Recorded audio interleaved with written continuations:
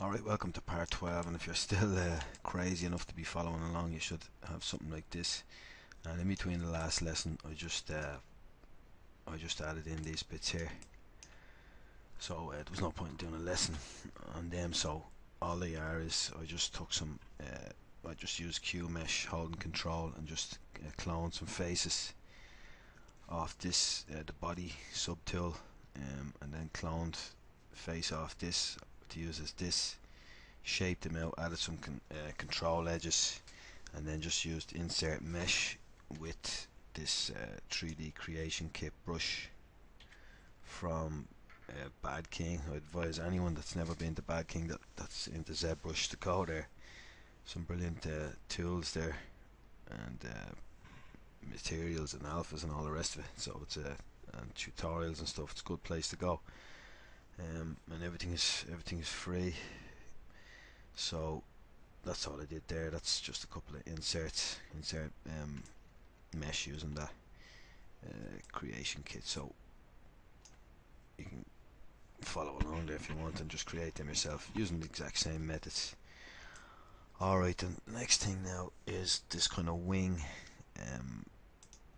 this sort of wing part here, and we're going to the same old stuff. We're just going to be using the same techniques, and we'll do our usual way. So just select any primitive, make polymesh 3D and Q cube, and we'll just drop the res down on all three axes, and Q cube, back to skin shades, perspective is off, polyframe on, and we just scale it down and move it. I'm sure you can see a pattern emerging at this stage. Most of the same kind of techniques. So let's just move these into position, invert the mask, and same again, invert the mask.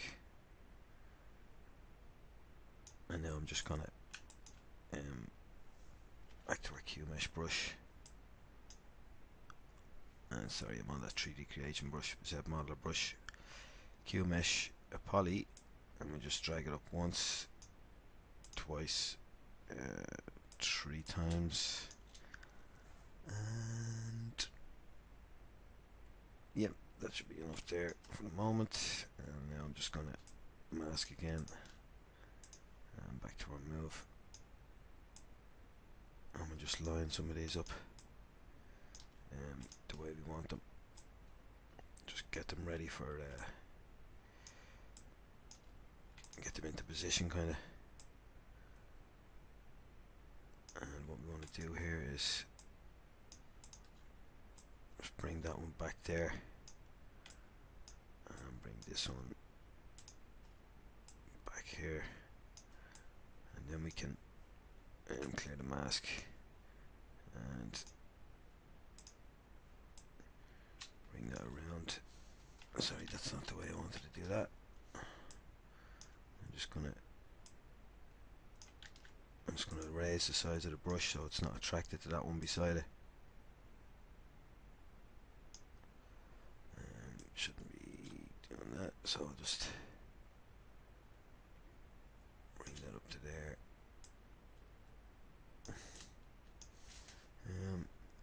Yeah, no, that'll actually do there, because we're getting that change in edge flow. So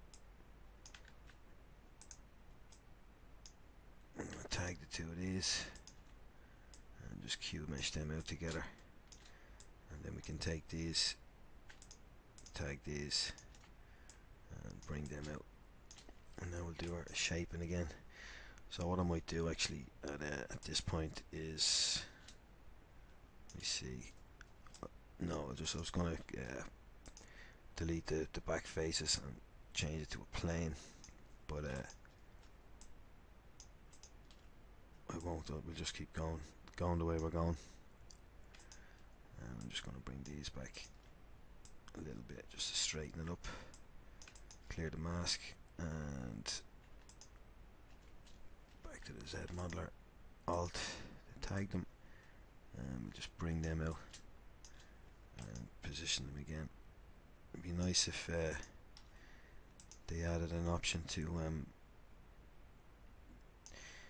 extrude the Q mesh along one of the axes instead of always with the normal. Maybe this is only, I suppose, the first version of the tool, so maybe in the future it's something we can look forward to. Just get these lined up, and let's see.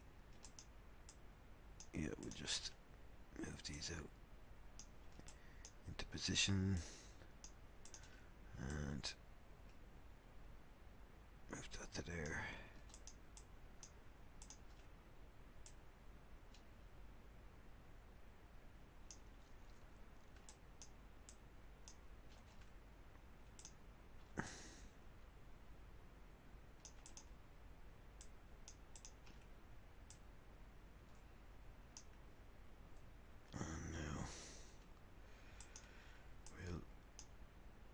Mesh these out together as a polygroup island. Back to the Zmodeler-Zbrush and polygroup island. I'll bring these out together. And now I'm just going to bring them up to the end there. Bring that one to there. And bring these to here.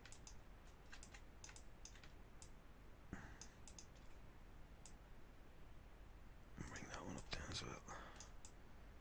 And let's see what else in the back there. That's pretty much it. Probably this is a bit silly here, this shape, so well, even though I suppose it's the we'll probably just add another edge loop in here, just so we can shape that more and give it more of a curve.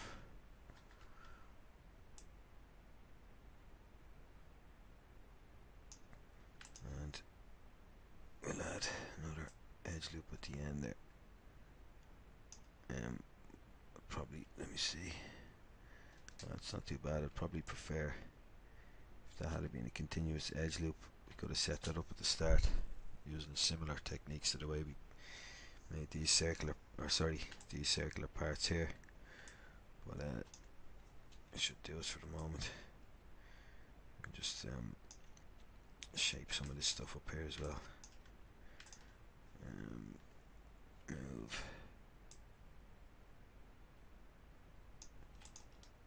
Maybe move that in there a bit as well. And that should be alright there now. So what thickness have we got? We'll probably just let me see.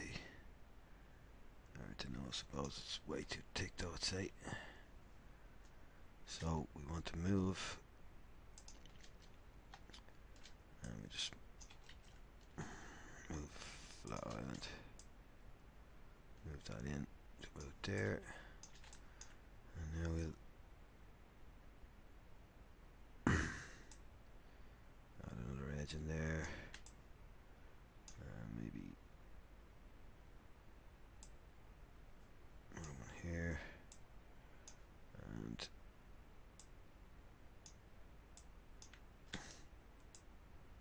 there and there, and let's see how that looks.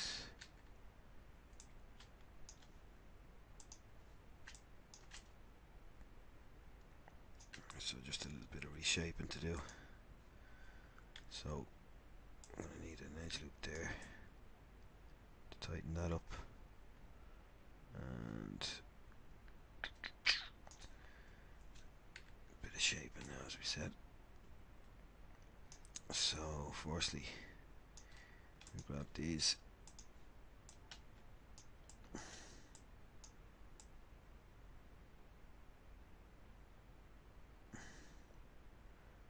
move them maybe up a bit.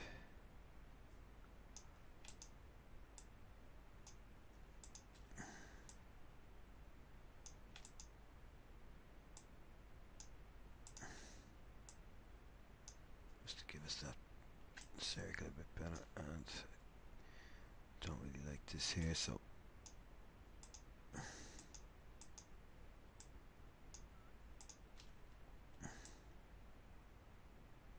just change that a bit. And let's see,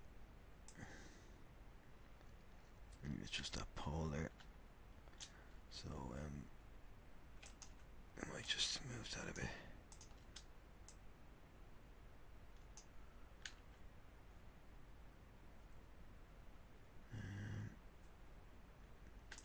Yeah, it's not too bad.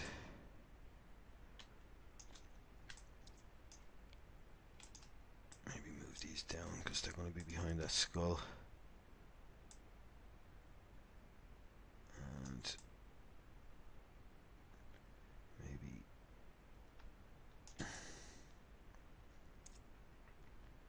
just widen out that bit at the back.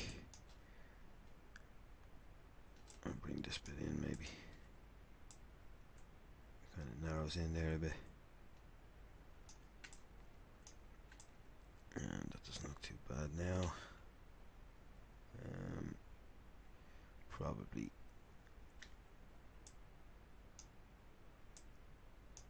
just get rid of clear the mask, probably just add one more in there and move it into position.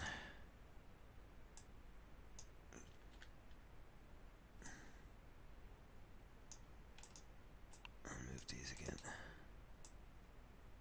just to give us a bit of a better curve there. Maybe drag all these out from there.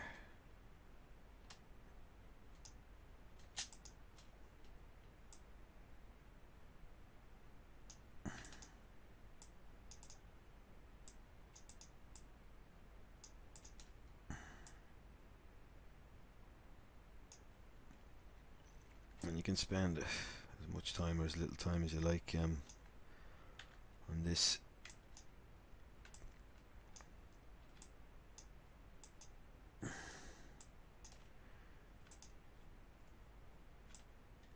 Don't forget, as I keep doing, to start your mask outside.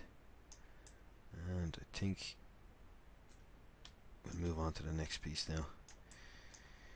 So it's just going to be pretty much more the same.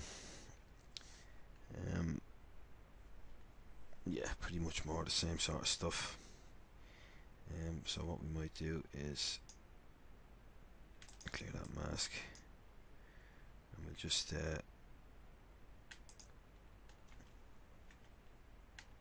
tag this and Q mesh a single poly and start dragging, and hold control. You can break that off, and then just give it a bit of thickness, and then we can move it into position.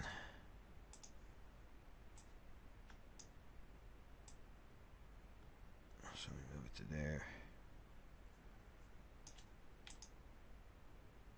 and then we're going to want to just move that up underneath the other one.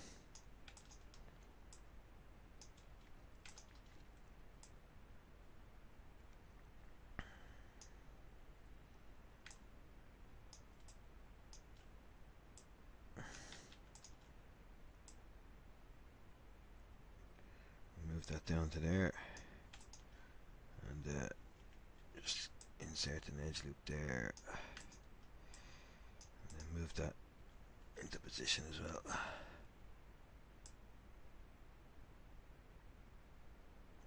And then we're going to want some extra edge loops in there just to tighten that up.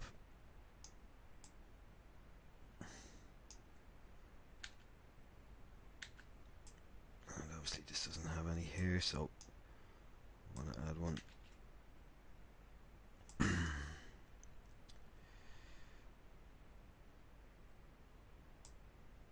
here, nice and tight there, and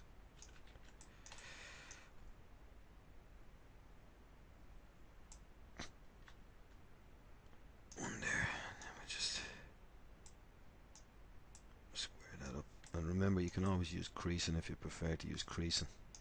I'm just so used to this kind of modeling from modeling in 3D Max that sometimes I forget about the creasing. So let's take a look at that. We need one more on the top and one more on the bottom, and that'll give us our shape that we're looking for. Now obviously let me see, I just want to, this is a kind of a cartoony drawing, so these are all lapping behind, so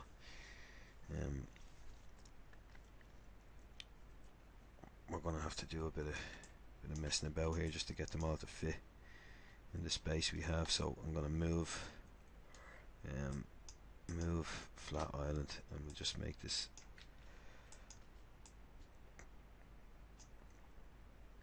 move flat island. No, yeah, sorry, you can't do that because it's got control edges there. So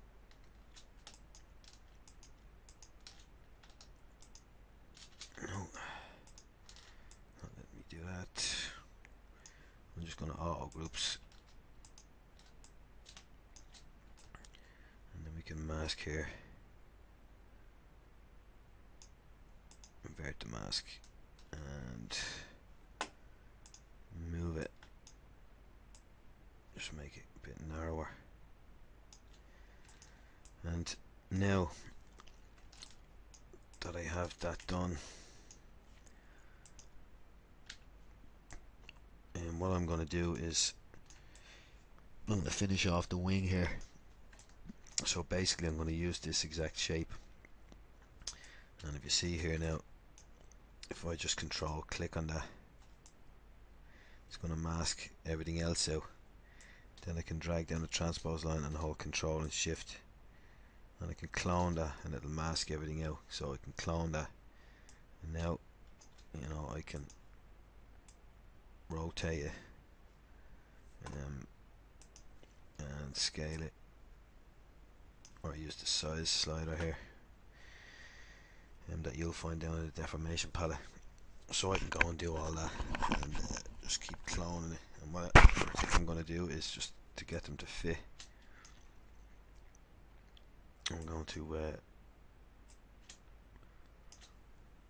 to rotate them slightly like that, and then we can stack them all at an angle on top of each other so that they're all going to fit in. So I'm going to do that. I'm going to pause the video, and then I'm going to create this part as well using exactly the same sort of techniques as this, and then I'll come back when it's done. Alright then, I'll see you in a minute. Right, so here's what I got after using the exact same techniques we've been using, just moving points around, adding in control edges, Q meshing, and copying. So all I did there was I just created one of the kind of feathers, and just I'll just turn on polyframe and go back to the low res. One handy thing to know when you're working with you can keep pressing this auto groups button, which you'll find down here in the poly groups rollout. Auto groups is handy to have it up here, and that'll just keep because every time you duplicate one of these from within the transpose, it'll be the same. Poly group is the last one, so you can just press auto groups. And then a handy tool for when you're using your transpose is if you just, when you're in the transpose tool, control click on one of your groups, it'll mask everything else, and then you can manipulate that group with everything else masked. And plus when you're in draw mode and you have these auto groups, you can just control shift as usual and just isolate whichever one you want to isolate. So that's what I did here for creating these feathers. Created one as you saw, duplicated it, so you could just go to move, I think it was wherever that yellow dot was. So yeah, there you go, and then just drag down and control shift to duplicate that, and then that everything else will still be masked. And then you can just use, as I think I showed earlier on, rotate tools and all the rest. So that is pretty much it for the wing section. And the next part now, we're going to be creating the skull, and then we're going to create the little kind of wax seal, and they'll be both sculpted. So this is all the hard surface stuff done, so the other stuff I'm just going to sculpt, and that'll be pretty much it then. Alright, cheers, thanks, good luck if you're still with me.